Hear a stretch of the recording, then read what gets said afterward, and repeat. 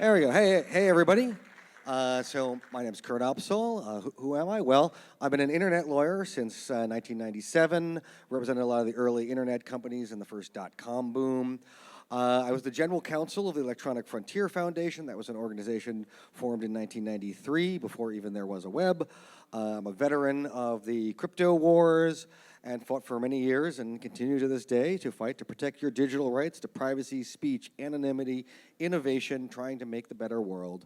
I'm now policy counsel with the Filecoin Foundation, which is the decentralized storage layer for Web3 and the distributed web. All right, so once upon a time, not long ago, there was a cypherpunk movement was born in 1992, or at least the term was coined then as a sort of a portmanteau of cipher and cyberpunk, which had recently been popularized as in by books, and the movement was a dream of the 90s. It was a time of techno-optimism.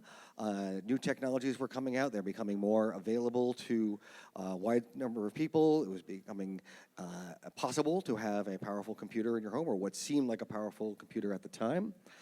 And using encryption and privacy-enhancing technologies could use to make and protect that better world.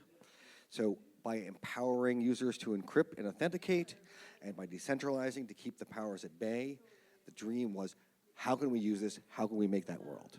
And that was a means to this better world. That was the So what was the origin? Well, there was a tectonic shift in cryptography around that time. So we heard a little bit earlier, some of the earlier speeches about some of the history of cryptography. I'm fast forwarding to the Cold War era, but at that time, a lot of cryptography was symmetric keys. It was a military technology, a munition in many ways, or considered to be a munition. So that led to regulatory regimes, and it started getting some widespread commercial use with DES, which is the data encryption standard in the 70s, came out as a public standard, so becoming a little bit more available. But because the keys were symmetric, and the same key was used on both sides, you had sort of a problem, is that you had to have another channel, a way of getting that key to each side of the communication, and that was a difficult task to do with strangers, a difficult task to do without being at risk of having that key being intercepted. And then came Diffie-Hellman, and this was the public key cryptography, by allowing for a key exchange where strangers could exchange key information and have a secure channel between each other and sign messages to show that it was coming from the person that you thought it was coming from, or at least from the key that you thought it was coming from. And they could do this over an insecure channel. So this revolutionized the ability to use encryption. And, oops, there we go. This shift in the key exchange allows for these two things. So secure encryption, so it allows for people who are strangers to have an encrypted communication between each other. That was a lot of the primary use and where a lot of the initial crypto wars were about. Also, extraordinarily importantly, it allows for digitally signing things. And that is used a lot in cryptocurrencies today, but it is this ability to authenticate things in a cryptographic way that says, I am the person who has this secret key information. And then in 1991, Phil Zimmerman, introduced Pretty Good Privacy to facilitate these communications. It was a program that was used a lot for, on top of email, to be able to send an encrypted email, which, email at the time had zero encryption. It was basically an open book, and then you could layer this on top of it. And this helped inspire a dream of mass adoption, about allowing this technology to get to a lot of people. Well, PGP was fairly criticized as being quite complex, difficult UX to use. It enabled you to do these sort of things. It wasn't very easy, and it wasn't going to become the widespread adoption, but that set the stage for the cypherpunks. And there's the cypherpunk ethos. You just heard a lot about that in the last talk. I'm going to hit a couple of the same points. And first, a couple of manifestos in the early years. Timothy Mays, Eric Hughes, and John Gilmore, who was also a founder of EFF, where I worked, were on the early cypherpunk mailing list. They came out with some manifestos to say what it was and what it believed in. And it was on computer technology advancing, is on the verge of providing the ability of individuals to communicate and act with each other in a totally anonymous manner, and then saying to protect our privacy, to ensure that each party gets knowledge only which is directly necessary for that transaction. This is a thing that's coming up in a lot of cryptocurrency projects and the sort of zero knowledge proof areas. And this allows you to choose what you are revealing or not revealing, revealing that which is necessary, keeping secret that which is not. This is part of the dream that we still have and should still have. Some adjacent manifestos around that era. There was the Hacker Manifesto for allowing people to explore with computers. My crime was curiosity, trying to understand how computers work. Another one of great prominence at the time was the Declaration of Independence of Cyberspace, telling the industrial world, the giants of flesh and steel, to back off, to leave the internet alone. So what are the key principles? I think privacy was a very central one. The privacy that is necessary for an open society in the electronic age. It was in the manifestos. And that part of that is also anonymity or pseudonymity to allow reputation for a identifier, for a secret key, for a pseudonym, and build trust around knowing that that was the same person or the same key, rather than do it based on identity and extraneous information. It was also very much about decentralization, providing user-to-user tools, peer-to-peer, avoiding the single points of failure and the rich targets that a centralized system can make. And the code was designed to guarantee, with physics and mathematics, this is a quote from John Gilmore, not laws, what these principles can be maintained and be available to all of us, to not rely only on the existing governmental system, but also back that up with code. So was this naive? I think the core principles absolutely were not. They were righteous values. They were ones that can help bring about the brighter future that we want to have. They're better than the alternatives. They are harder to abuse. And this is a good goal. This is a goal that we should continue to have.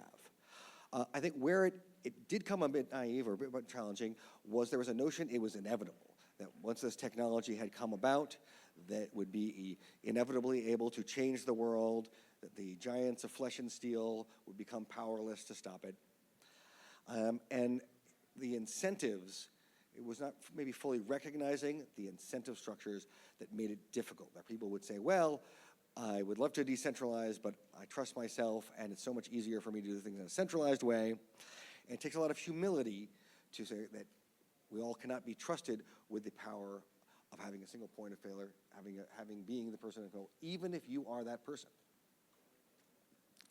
So what are the threats that we have to face? What is this against? Well, we're living in a golden age of surveillance. Records are kept and recorded and kept in a way that never before, in an ever-increasing manner. We used to have some de facto privacy. If you just walk down the street, maybe people could see you, but no one would be able to recognize you. You'd be effectively anonymous when you're acting in public. Now, you're acting in public, you walk down the street here, you walk down the street in many areas, there'll be sensors, there'll be tracking of your phone, there'll be cameras, there could be facial recognition. The way in which it was often too hard to figure out. Like they could send, throughout time, that you could send an actual person to follow you around and record what you're doing and write it down in a little book, but that was not a viable option to do for a very large number of people. So technology is enabling mass surveillance on a scale that we had not seen before and creating a danger that even higher. And then this publicly available data is now collected and stored and analyzed in a way that has be able to not only have a picture of a crowd in place, but look at that picture, zoom in with high resolution, apply it to facial recognition. And these powerful tools make it even harder to have privacy in public. It's harder to have privacy when you have open communications. And so having something like encryption that makes it so it's very difficult to do this on a mass scale is going to be critical to protecting our privacy in the future. The surveillance that's going, it's not just government surveillance, also commercial surveillance. And this is what data brokers take these two things, and so they'll sell the privately collected data to data brokers. This has become a preferred method by a number of government organizations to just go buy the data from a data broker. It's easier and cheaper to do it, and it avoids dealing with pesky things like a warrant requirement or the Fourth Amendment. And these large companies that have become to dominate the internet space have become a large storehouse of that information, giving another point where they can go and get vast amount of information at the same time. So to have this future, users must have autonomy, and that requires effective tools to protect their privacy while still allowing them to take advantage of interconnected systems. So privacy, the ideal privacy we want to have in the future is one where you can live your life, when you can be connected, when you can take advantage of technology. It's not living in the woods off the grid. That's a form of privacy, but the privacy we need for the better future is one in which you can live your life in the world with your friends, with your communities, all around the world, and still have privacy. So, when I say this crowd, move fast and make things. Together, we can chart the course to a future where technology will enhance our lives. We can make it better and empower people to preserve the rights they hold dear. And while doing this, some principles is with great power comes great responsibility. Keep it secret, keep it safe. Fight for the users, and speak tech to power. And I'll go through all of these. And also note that code is a vital backstop. We still need law and policy. I'm a lawyer, I work in policy. These things are very important, but when the law and policy fail, you need to have code as a backstop. In order to stop the code from being compromised, you need to have law and policy to make that more difficult to push back on these things. So you need all of these things working together. So with great power comes great responsibility. This is while you're building things, while you're building the tools that people will use, trying to get the mass adoption, getting them out to the people, express your values in that code. This will help protect and preserve civil liberties by building it in from the get-go and thinking about, will this do it or not, as you're developing things.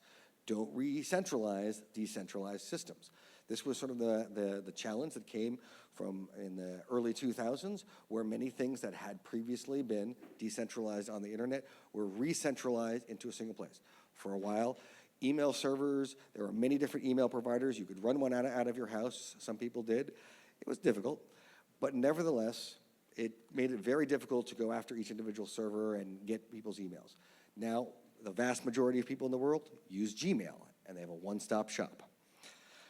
So get rid of these single forms of failure, decentralize, make it resistant to mass attacks, so mass surveillance is harder to do. Keep it secret, keep it safe. This is making privacy and security by design. Consider not only what information can be real, when you're encrypting the content, when you're using these tools, think about the metadata that comes with it and what can be revealed about that person from the metadata of their communication, and make sure it's not leaking additional information that will compromise the integrity of the message, even if they can't read the actual words. Test your stuff. Do red teams, penetration tests to figure out whether there are flaws, getting it out there so we don't have security fails. Cryptocurrencies, as I say, they have a built-in bug bounty that it would be better to have your own bug bounty program to get that information first, fix the code before it gets hacked. And the security fails, I've probably seen many of them in the news, where their wallets being drained, things like that, where a smart contract goes wrong. And that undermines the confidence that people have in the system, slows adoption, makes it more difficult to do, so make it so it's secure. Fight for the users. And with this I mean usability. Usability is key so that people can use this without having to be very technical, sophisticated. We talked a little before about PGP. It was a powerful program for creating and decrypting and encrypting messages, but it was not usable enough to be an effective tool to achieve the cypherpunk dream. So to make it so that Luddites can use, so NGOs who focus is on helping people around the world and they are not sophisticated with it, they can nevertheless use these technologies. Work with marginalized groups to ensure all of it works for everybody, because those are the groups that are going to need these kinds of protections the most. And finally, speak tech to power. Code alone is not enough. We also need to have the legal and policy systems in place, and you can help with that as a technologist by helping them understand how technology works. that even if they disagree with you on principles, if they are making that disagreement into law, but they understand what the technology is, that's going to be better when someone has no idea what the technology is and nevertheless is trying to write some regulation about it and comes out with things with lots of collateral damage. Misunderstanding is worse than being against on principle, because it'll lead to bad results. So help them help you. So that, I come to the end, I will leave with this, that the techno-optimism can hold on to that dream by being optimistic, but it's not the optimism of it's going to inevitably happen if we do nothing. It's the optimism that if we work hard, if we build our values into the code, if we try to bring it together, make it usable by all the people, get it out there, get widespread adoption, then we can have a future we would want to live in. Thank you.